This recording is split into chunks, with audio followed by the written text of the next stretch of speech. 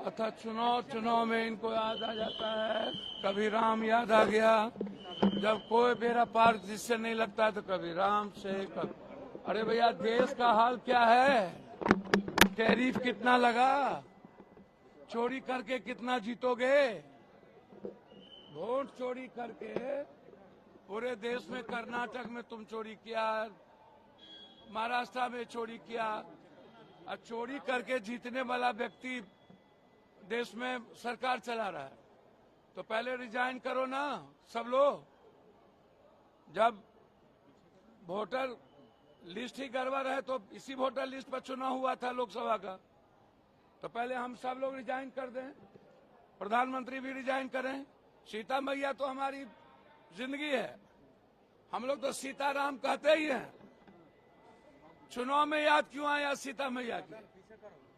और इतने दिनों के बाद नरेंद्र मोदी जी जनकपुर में जाके घोषणा करके आए थे, हम इतना पैसा दे देंगे और हम शिलान्यास कर दिए। तो अमित भाई से हम आग्रह करेंगे, क्या अमित भाई ये जुमलाबाजी है? ये चुनावी घोषणा पत्र है।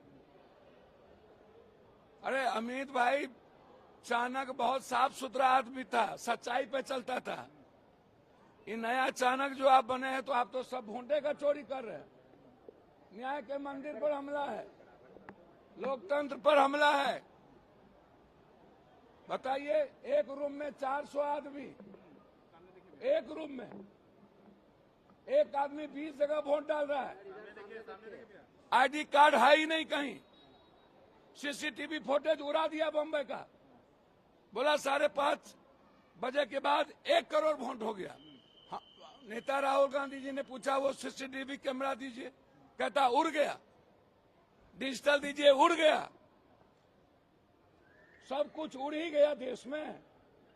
ये देश की जनता के साथ घोर अपमान है, बेईमानी है, डकैती कर रहा है। सीता तो मेरी माँ है। अरे कृष्ण का वंशज है, राम के वंशज हैं। सनातन हम लोग न जानते हैं, डेली शिव का पूजा करते हैं। ये लोग तो झूठा बेईमान सब किसका पूजा करता है? ये तो भगवान को बेचता है।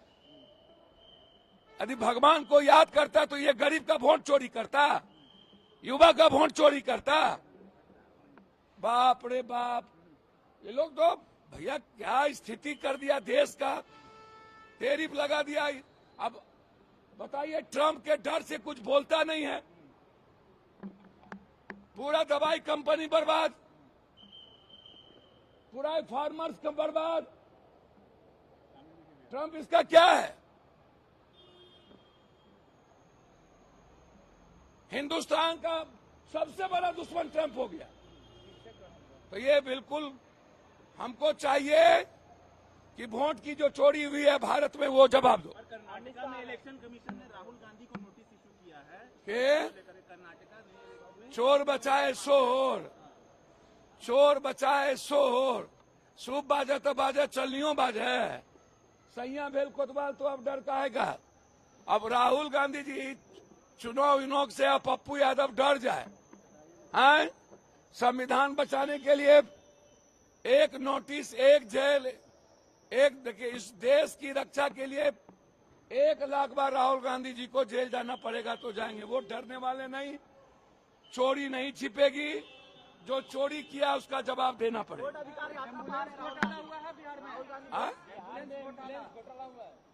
अब एम्बुलेंस सब तो चोर चोर मौसेरे भाई।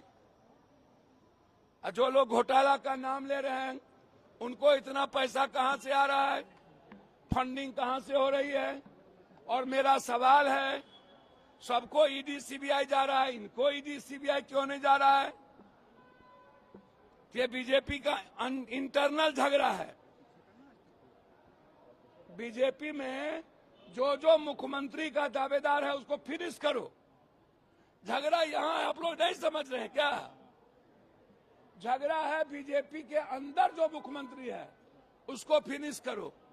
भैया सबको पता है कहां कहां से चोरी करके कितना घपला किए हैं, जो प्रेस कॉन्फ्रेंस कर रहे हैं। और ईडी सीबीआई के पास सब कुछ है। तो इन पर ईडी सीबीआई क्यों नहीं जा रहा है? ये बीजेपी का गेम प्लान है दिलीप जी, सम्राट जी, मंगल पांडे को फिनिश करने का गहरी साजिश है।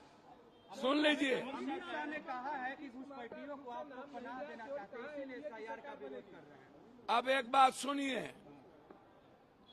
अमित भाई से हम पूछना चाहते हैं, 2,70,000 पूर्णिया, 3.5 लाख पटना,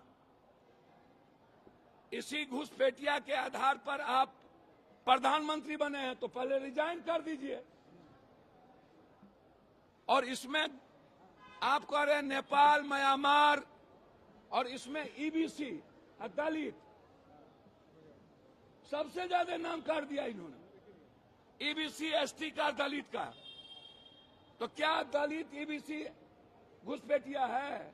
और 1 महीना के अंदर इनको कौन सा तुर्की का सैटेलाइट आ गया कि इनको पता चल गया कि 20 लाख वोट मर गया, 37 लाख मिसिंग है और 8 लाख डबल जगह है। आप हमको बताइए, ये सीसीटीवी फुटेज गायब करने वाला पार्टी। इसीलिए अमित भाई, आप आरक्षण के दुश्मन, आप ईबीसी के दुश्मन, आप एसटी एससी के दुश्मन, आप ओबीसी के दुश्मन, आप लोकतंत्र के दुश्मन, और आप इस देश के दुश्मन। आप लोग सिर्फ राजनीति के सौदागर हैं, वोट के सौदागर हैं। आप न युवा के न किसान के। आपको सीता मैया याद आया तो वाल्मीकि जी याद क्यों नहीं आए? तो वाल्मीकि जी का भी मूर्ति करिए। अब सीता मैया और वाल्मीकि जी हम लोग एक हैं।